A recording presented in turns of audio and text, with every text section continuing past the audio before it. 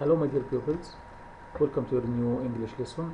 This is Mr. Hani who's gonna teach you Unit 7 in your English O-level curriculum, time for English. So for now, let's start.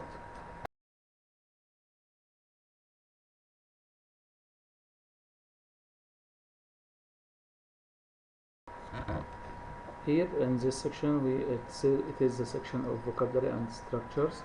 We have some new vocab for this unit. The first one is emergency, and emergency here means someone who made something disaster and it may need some help. The second one is wild, and wild here is the opposite of domestic, like when we say that I saw in the zoo a wild animal. And address is the place where we live. Our parents means our fathers and mothers. An operator means a telephonist in a certain place who we call to know some information about that place. And then we have some animals in this unit. First one is a tiger. The second one is an eagle, a panda, a bear, a kangaroo, a parrot, a deer. And take care, my dear pupils, that a deer here is a singular noun, and if we want to change it into plural, we don't put a in front of the noun, so the plural of it is deer only. Then we have a camel, a lion, a giraffe, and we also have some verbs. Some of them are regular and some of them are irregular. The first one is fly. The opposite of fly is flew. The second one is hop. The opposite of it is hopped. The third one is run. The past of it is ran. And then we have the plant bamboo, and we have to know that bamboo is a certain plant which some animals are fed upon it. Then we have facts. Gram, it's a unit of weight. Alive here is an adjective, it's the opposite of dead. Pound here also is a unit of weight. Ounce here also is a unit of weight. The verb weigh, the past of it is weighed. Here this verb means how many kilos is something. And then we have the verb, I think it's a new verb for you, hibernate. The past of it is hibernated. This verb means the period which an animal get into in winter. These animals don't do anything in this period, so we call it the animals hibernate. Some animals hibernate in winter.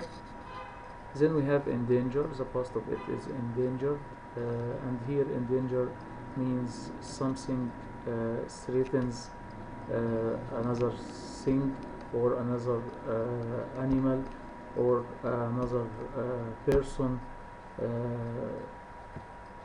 that he may not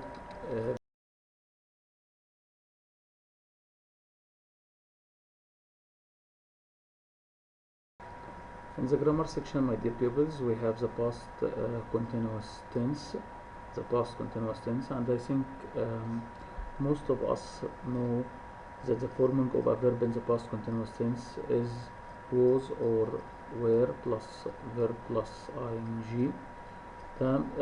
Here we have to know the use of this tense as it is written in front of us.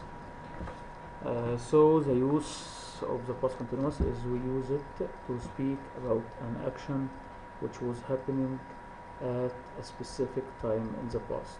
We use the past continuous tense to speak about an action which was happening or which was in progress at a specific time in the past.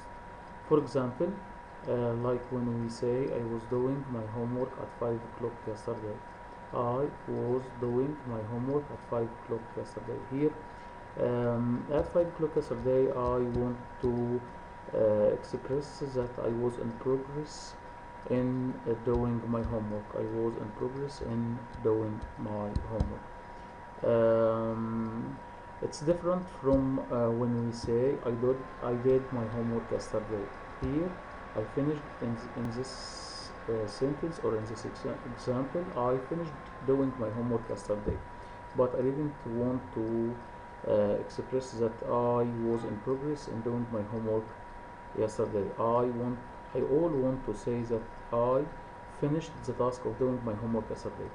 Okay, if we want to change a sentence in the past continuous tense from affirmative into negative, the sentence will be they weren't studying their lessons, for example, at this time yesterday. They weren't studying their lessons at this time yesterday. And if we want to form a question in the past continuous tense, the question will be what were you doing yesterday morning? What were you doing yesterday morning, or what were you doing yesterday at 5 o'clock, or what.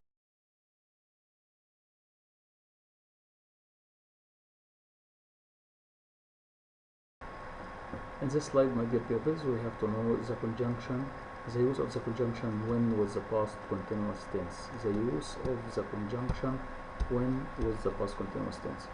We use when with the past continuous as in the example, which is written in front of us. I was reading a book when someone knocked on the door. I was reading a book when someone knocked on the door. Here in this sentence we have two actions. The first one is the longer action, that we were reading a book, and the second one is another action which interrupted the first one, that someone knocked on the door. So we use when in the middle of the two sentences, but we use the longer action in front of when, and then we use after when the shorter action. Okay, like also when we say I was watching TV when the deer walked by. I was watching TV when the deer walked by. If we want to put it in a question, so we can say that what were you doing when the kangaroo hopped by? What were you doing when the kangaroo hopped by? Okay, so here in this slide we learned that we use when in the middle of the two sentences. We put the longer.